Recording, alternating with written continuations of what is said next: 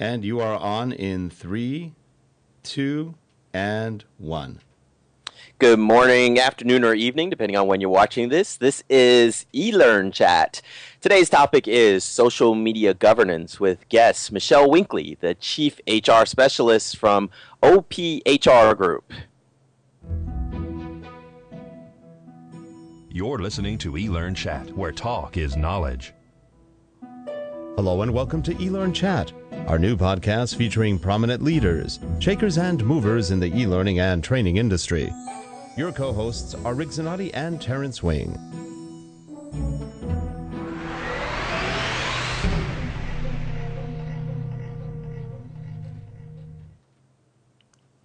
And hi everyone, this is eLearnChat.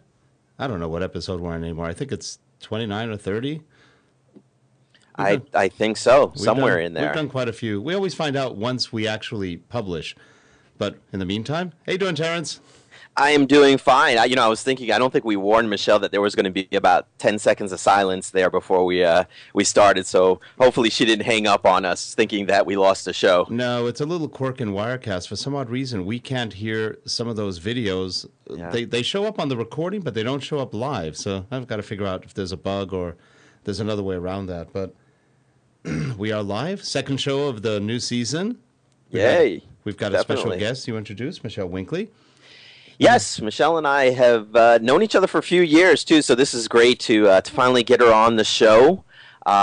She is as we did in the announcement, she's the Chief HR Specialist at OPHR Group. Try to say that 3 or 4 times fast. But she's also the ASTDLA chapter president too, and that's where we met, and we've had some great, amazing discussions on social media governance and social media in general, and I just said that you need to be on the show. So here's Michelle. She's got over 16 years of HR experience too, so she's no rookie to HR. we have a large audience of about 2 people actually watching right now, but no, we have eight viewers on right now. Hey. Live. Great. So well, watch and thank you out, for having Leah. me. I'm so excited to be here. Oh, that's great. Glad you could make it. So you have an interesting subject, social media governance. That seems to be a major issue in a lot of companies right now. You know, it is, and I hadn't thought about it because the companies that I had worked for actually really didn't have social media policies, even though we were using social media. So my interest in it really came from a conversation I was having with Terrence, where he said that he was speaking to companies and wanted to do some type of the company wanted to do some type of e-learning or peer learning, but they weren't quite sure about using social media. Was it okay? You know, what are the things they need to think about? And I thought, wow, that is kind of interesting. And so we started to look at that more and more because I think everyone that's watching and everyone who will watch the podcast will agree, social media and social learning is not going away. This is the way our world is going to move forward. At least for now. Until the next big thing comes along. That's what I was going to say, until the next big thing comes along. But I think connecting in this way will continue in whatever form that takes. Right. So and a lot of people forget that social media, even though it may not be external social media like a Twitter or like a Facebook or MySpace or any of those, there's a lot of internal collaboration going on with social media tools behind the firewall. And that's something that a lot of people don't talk about, but that's out there. There's a lot of people who do. It's funny, I'm in meetings a lot with some pretty large companies, and they're constantly on, for example, Same Time from Lotus. They're always chatting. You can always tell when you're having a conference call and you're saying, "Hello, are you there? Hello, anybody? Oh, right, sorry, I was chatting with 22 other people." So that's that IBM crowd. Yep. That could be a lot of us, but moving past that, I think that's true, and I think you have a lot of companies that are using wikis and blogs. Right. That I think feels comfortable to companies, because it's about harnessing the knowledge that their employees have and sharing it. I think where companies are a little less comfortable is when someone says, let's start an internal network. Let's start, something like Facebook, but within the company. And then companies say, gosh, I'm not sure if this is okay. But, you know, one of the ways that we learn is through these real-time conversations, or it's through someone sharing a link to a blog that they saw that had good information on it. I mean, if you look at what you do with your own personal network, you know, if it's Twitter or LinkedIn or whatever it is, you get a lot of information that way. So I do think companies have some interest in starting that within their own company. Now there might be, or not that there might be, there actually is a group of, I'll call them the social media elitist, and they kind of hang out at conferences and believe that there's no place for governance in this new world of open collaboration. So what say you to those elitists, Michelle? Well, I wish that that were the case. I wish that everybody kind of watched what they put on their social network and did the right thing, if you will, but they don't all the time. And the risk to companies and the risk to employees is great. So I don't think that we should over-govern.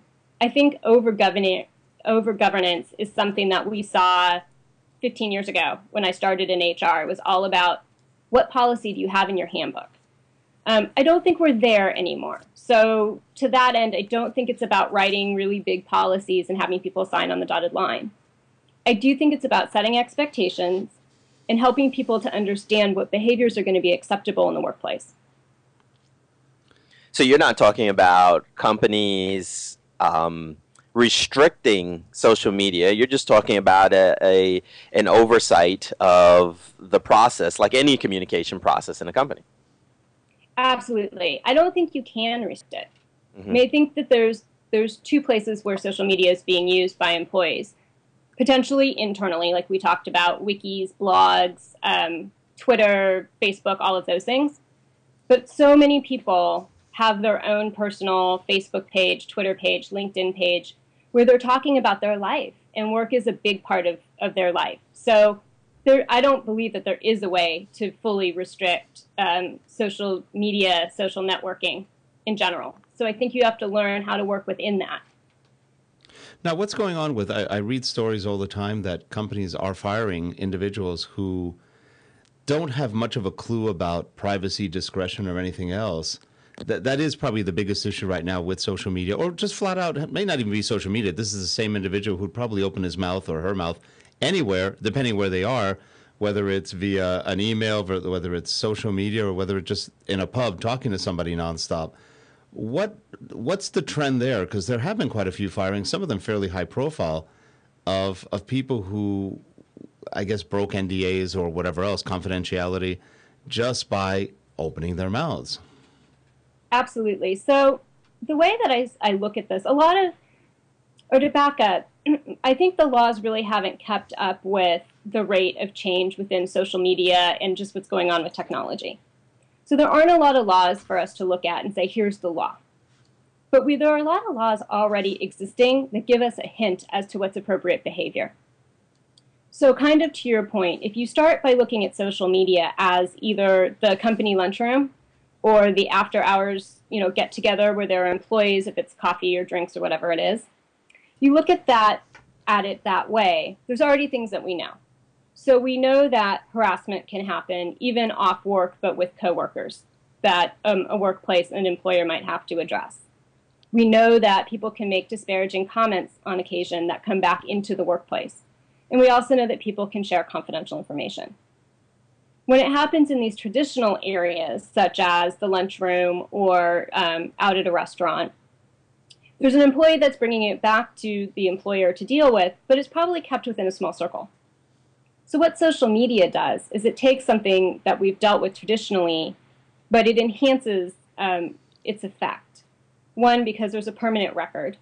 So if someone says something in a restaurant, 3 people hear it, you interview those 3 people, each person's going to have a different account, but it's maybe only 3 or 4 people that heard it. Or maybe they told someone, so we're talking 12 to 15 people. When it's social media, it goes out to a lot of people, and it's a permanent record. So it has more of an impact. But we can already learn a little bit from the laws that are out there about what is considered harassment, what is considered confidential information, and what you can and can't share. So yes, you can discipline and fire people for doing those types of things. And hopefully those policies already exist in handbooks and other things so that you're not recreating those policies. The other thing to note is that what we see in the media are always the big firings. You're not always firing employees. They don't always do one thing and immediately get fired. Sure. So hopefully, the whole point of social media is this collaboration and conversation. So hopefully employers are doing that with social media in terms of an employee does something that the employer is not too keen on, and they're discussing it. And maybe the employee didn't really realize the effect of their comments, and it ceases. Right.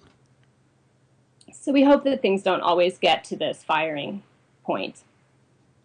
I think that the trends that we're looking at of where governance is going is balancing the right to privacy and the right to free speech versus protecting a company brand, the ability for it to make money, etc. So it's going to be balancing those two things. The biggest trend that we're seeing right now, which is very recent as of last week, is that the National Labor Relations Board has brought up some suits in non-union workplaces about protected concerted activity. So employees talking about workplace issues. If it's the physical plant, if it's working long hours, if it's performance, and how those are going to be viewed. And that's a very hot topic right now. But it seems like that would be nothing different than what's going on at the water cooler anyway, except for the fact that, now there's a digital footprint that's left behind, or an archive left behind of that content of that conversation. So, it almost seems strange. How can an employee who does what everybody else is doing in reality, if they do it digitally, what it just seems like the legal line is very gray, to discipline the digital offender versus disciplining the one that did it to a group at the lunch table. Absolutely. I think you're right. I think right now who they're disciplining is the employer, not the employees. There's a movement of where the employer has said, you discussed someone's performance on your Facebook with other employees, that's not okay. Where the National Labor Relations Board is saying, no, that is okay. It's a concerted activity. So the things that we're looking at are a couple of things, which is, where is that line, which you said is very gray? How much pull is the National Labor Relations Board going to have in non-union areas versus the at-will statements that we have in most of the United States? And I know you've got some international listeners, so this might be slightly different. But in at-will, where the employer is said, I can fire you, for any reason at any time, and you can leave for any reason at any time. And here the National Labor Relations Board is saying that may not be true. So this is actually the biggest area that's coming up, and this has come up. It's been creeping up little by little, but it's got a lot of attention over the last week. And I think the last thing we need is probably the National Relations Labor Board doing more laws that probably won't help companies very much. They have a spotty history in the recent past, so I don't know. It's very interesting to watch, to see where these two sides are going to kind of balance out between the at-will employer and the National Labor Relations Board. But I think there are a couple things that employers can learn from this or to take to heart. Mm-hmm. When you're looking at what someone's posting, especially on their own personal Facebook, Twitter, LinkedIn, Google+, all of those things, employers may have to understand that someone can gripe about their manager or their work day. It's part of your life. So what's the difference between griping about your day or something that happens at work versus really saying something that's going to harm your organization or harm a vendor or a customer? So I think employers have to be very careful how they handle those things, because they may see things that are not comfortable, that they don't like, but they may also need to leave those alone.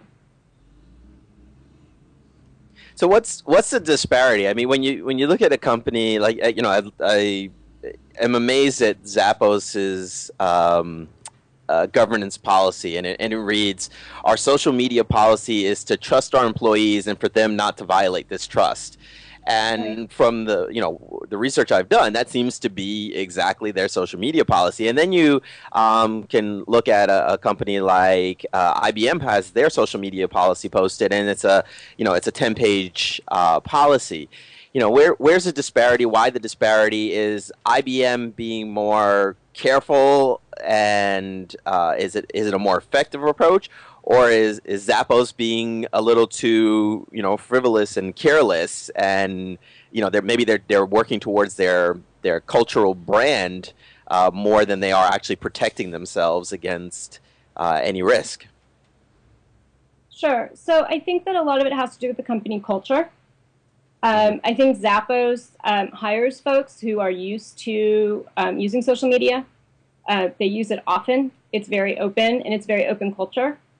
And I think that they have a tolerance for some of these comments, like I was just talking about, where someone may say that they don't like something, or they've had a bad day, or they gripe about something. I think that there's a tolerance within that culture for that. Now, does Zappos culture, they're owned by Amazon right now. Are they similar in terms of, do you think they're similar in terms of culture? I would assume they are. I don't think they're owned by Amazon. I think they're independent. No, Amazon bought Zappos, I think, about a year ago, if not two. But I think Amazon's allowed them to continue the way that they have been for the most part. You want to know something really funny, though? You can buy Zappos cheaper on Amazon than direct through Zappos. It's really weird. Isn't that crazy? It's insane, and it's their own brand too. That's weird. There goes that sponsorship. Yep. But I've heard Zappos fight, and they are very open with their information. I mean, in terms of their turnover numbers, they used to be open about their revenue. They're not anymore now that they've been acquired by Amazon. All kinds of stuff that other companies wouldn't, like an IBM, except for the things that they need to release because they're public. So that's probably a big differentiator, right, Michelle? That some companies are public, and therefore they have a different reporting. They have a lot more legal issues to deal with when they're public. So maybe that's part of why that change happened, where they start kind of closing down a little bit, which may change policies. Well, one thing that's sort of funny, when Terrence was reading that policy, it's very vague. Trust is an extremely vague word. How's that going to be interpreted in law? That's going to be interesting. Well, and again, it goes back a little bit to this at-will conversation, which generally says, I can fire you, at any time for any reason, and you can leave at any time for any reason. So when you say something like that, hypothetically, doesn't usually work very well this way. If someone did something that Zappos felt was inappropriate on a Twitter account, they could say, that was really inappropriate. We don't feel that you used your best judgment. We're going to let you go. Okay. Now, again, these are extreme situations. Hopefully, if someone used their Twitter account inappropriately, the manager would sit down and coach them unless it was really egregious. Yeah, and I think you're right. I think in most cases they get talked to or at least warnings before, unless it's something, like you said, really bad. It tends to be remedied before anything worse happens. Mm-hmm. I mean, I do think that there's a couple parts to governance. One is the policies that we've talked about, but one is what you guys all know, being learning folks, is modeling behavior, and modeling the behavior you want and encouraging the behavior you want, and letting people know what the behavior is that they shouldn't do. And that can start with having policies because it sets an expectation. But the reality is that you need to get people to behave in a certain way. And I think Zappos, through their culture, does that. I also think Zappos is a newer company that started with this. And they throw shoes at you if you're bad. So. Well, maybe I should be bad, and then can I pick? They throw at me though, because there's specific ones I want. No, they throw ugly shoes at you. Turn it, and it won't work. Payless shoe store shoes. That's who they throw at you. There goes another sponsor. There's another one. Wow, that's going to be my claim to fame, is how many sponsors I got knocked off here, and it happened. I know. Yeah.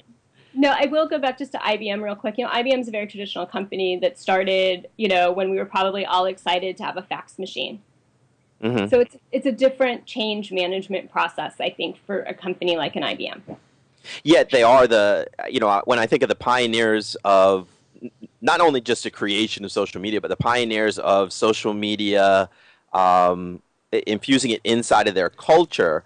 IBM is one of the pioneers and at the forefront of that. So they've been at this way longer than Zappos has, and I think they also have a more what's the word I'm looking for? Maybe integrated social culture than Zappos too, where it is really a part of their business. Whereas at Zappos, I'm sure there's a collaborative part, but a lot of it is probably the social part too. Now it's interesting with IBM. In the old days, their culture was one of everywhere you look, they had signs saying "think."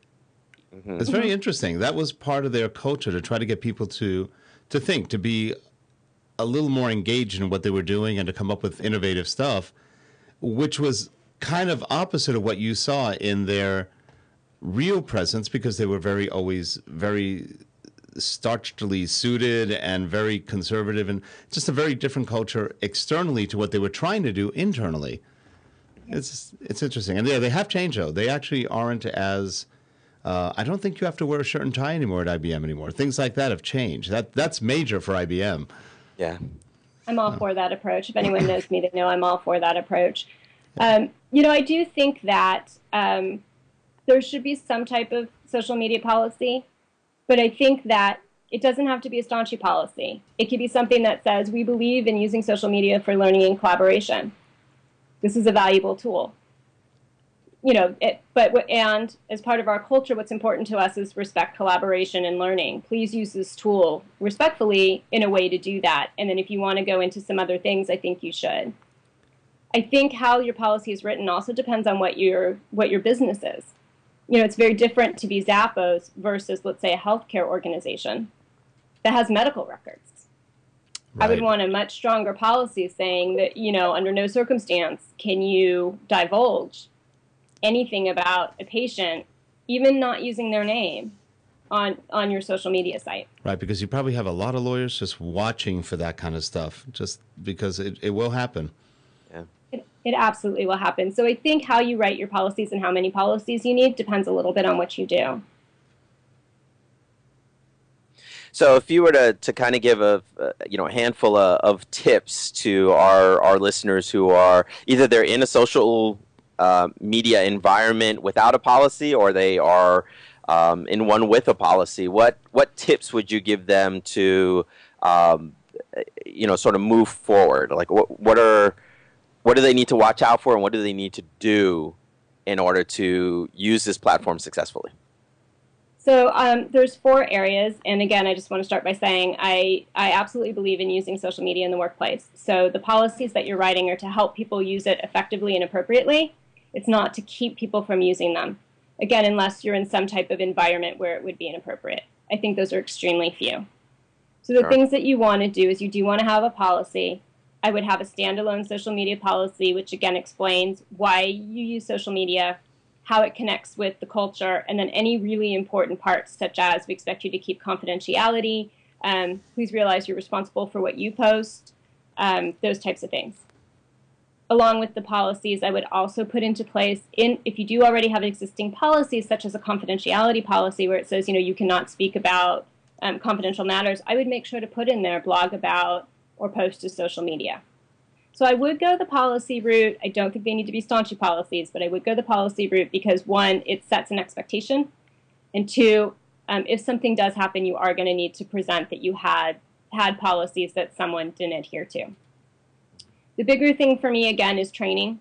If you're going to have social media in your workplace, do a quick tutorial. You can do an e-learning how to use social media effectively, which goes over the tools on how to use it effectively, how to connect with people, what types of things you should post, et cetera, and then some reminders of the pitfalls, which again could be posting confidential information, speaking about other coworkers inappropriately, not harassing or just using discriminatory language, or doing something that someone could perceive as being harassing or discriminatory.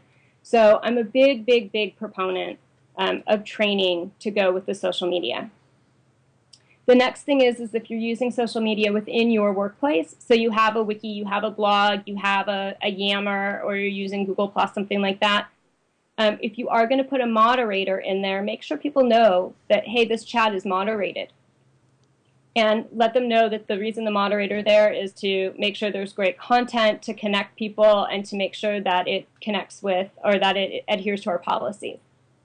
So I'm fine to have a moderator in internal social media use, but make sure people know that the moderator is there. And that moderator, by the way, does not have to be an HR person. So it doesn't have to come from a place of, we need to make sure that you're adhering to policies. It could be a project manager. It could be someone that has extreme knowledge in a particular topic. It could be a marketing person. So you need to figure out who the right moderator is for that. The fourth thing is that with social media, either internal or external, you are going to have those situations where someone posts something that they shouldn't.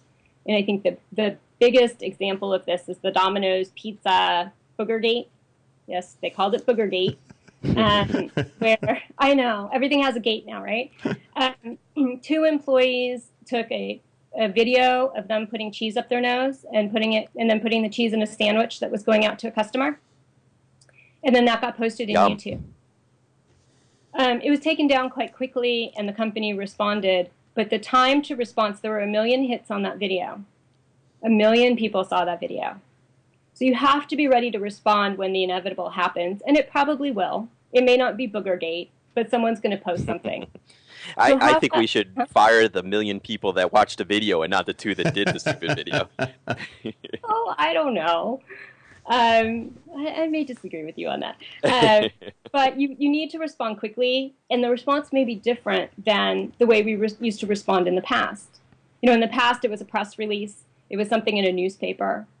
Now you have to figure out how you want to respond, and if you're going to go through traditional channels or social media channels. And so you need to have that group ready to go quickly. So I would just, as a stopgap measure, put that group together and have some understanding of the company's internal and external kind of PR practices. Sounds great. Now, Michelle, you provide HR consulting services? I do. The OPHR group is actually a group of HR professionals. So we do everything from policies to HR programs to drive engagement and effective performance. Okay. And we also do executive recruiting. And if people want to get a hold of you, how would they do that? We can do it a couple of ways. You can do it I'm on Twitter, Michelle Winkley, through LinkedIn. And also my personal my business email is michelle@ophrgroup.com. Okay, great. And, well, thank you so much for being on. We appreciate that. And I think this is a subject that's not going to go away anytime soon. Well, thank you guys so much for having me. It was really fun. Now, if you want to hold off a little bit, we're going to do a little bit of what's new in the e-learning world right now, at least as of last week. Hey, Rick, before you jump into that, I just want to, Michelle, aren't you M. Winkley on Twitter, or are you Michelle Winkley? I thought you were M. Winkley. You know what? You may be right. I'm confusing all of my different social media sites. I think you're right. It is M. Winkley. Great. Thank you for that. So M. Winkley on Twitter. Okay. And I will mention quickly that Colleen and I are speaking at the Enterprise Learning Expo and Conference on the 29th. September 29th in Anaheim, California. Ah, okay. So if any of you are there, come by and say hello. And what time is your session? 11:15. All right. So right before lunch, get your social media governance on. And Michelle, if you just administratively, if you kind of hang on here, we lost our guest yesterday. When we end the show, we actually do a little post show and just kind of debrief you. So Rick is going to jump into the news here in a second, and if you can kind of hang with us, if you have a moment, that would be great. Absolutely, be happy to. Okay, and with that, let's get into our news for this week.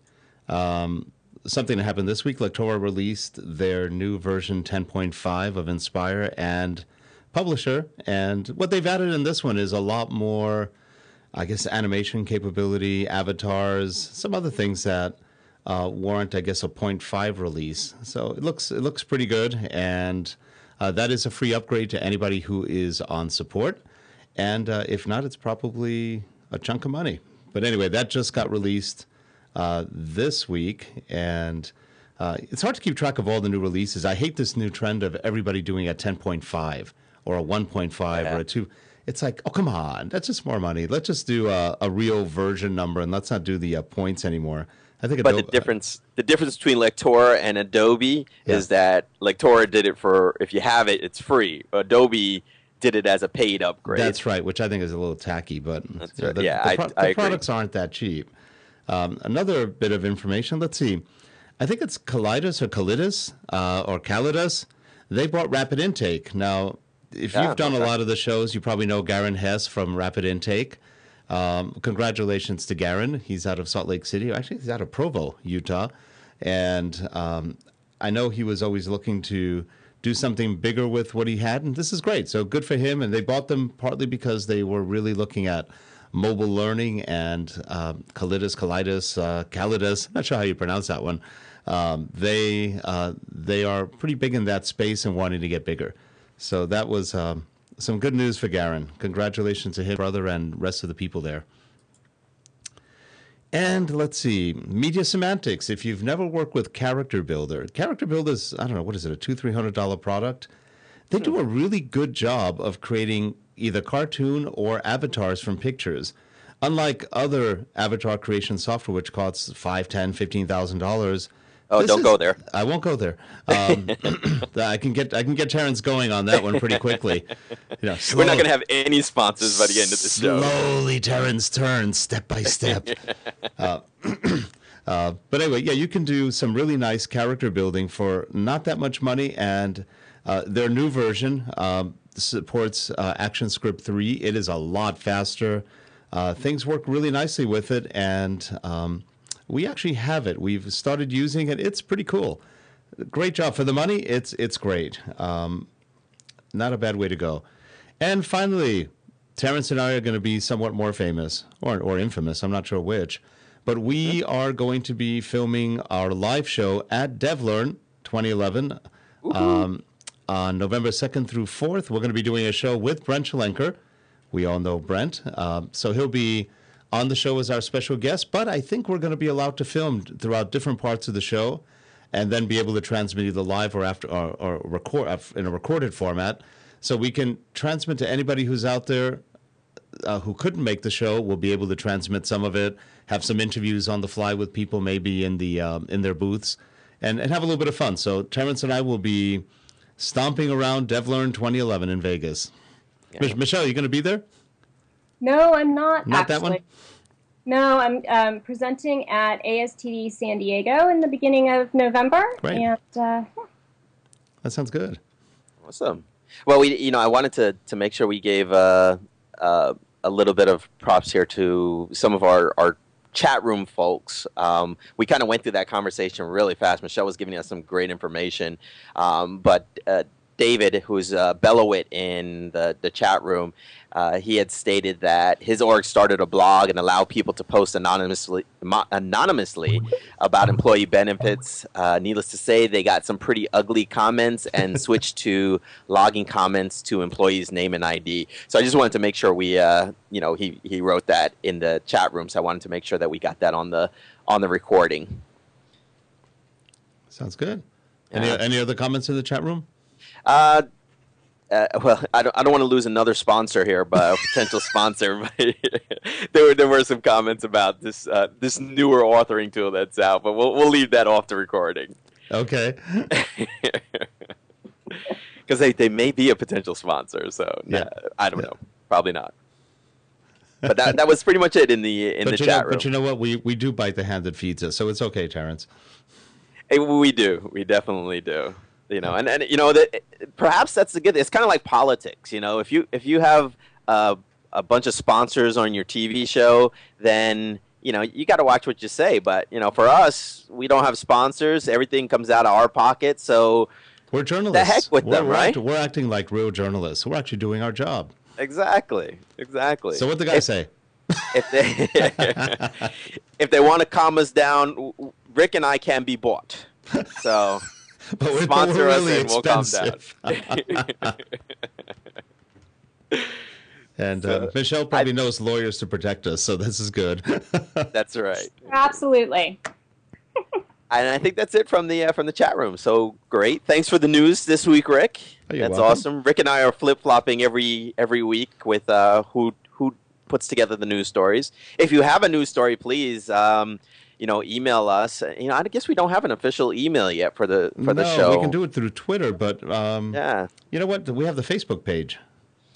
We Almost. do, but we haven't really put any content on there. So you can either put it on the ISD 2.0 page, or by next show we will have an email address for the show, and you can email it to us. Other than that, go ahead and tweet us. My Twitter is @Terrence Wing, TerrenceWing, Wing, and Rick, yours is Rick Zanotti at RickZanotti. Well, great show. Thanks so much, Michelle, for coming on. Thanks for having me. I really enjoyed it. We appreciate it. And to all of you in the chat room, as well as watching the recording later on, thank you so much for being here. And we look forward to seeing you next week. Oh, speaking of next week, Terrence, who's on next week? Next week we have Connie Malamed, and she's going to be talking about graphic visualization. And she's done a lot of talks at ASTD and DevLearn on just making bringing life to your any graphic visualization that you do, whether it's interesting. PowerPoint, whether it's e-learning. And she just put out a new app using Bloom's taxonomy. So we'll tell you all about that on next week's show. Sounds great. Michelle, again, thank you so much. Everybody out there, thank you. And we will see you next week on eLearnChat. Thanks, everybody. Bye, everyone. Have a great week.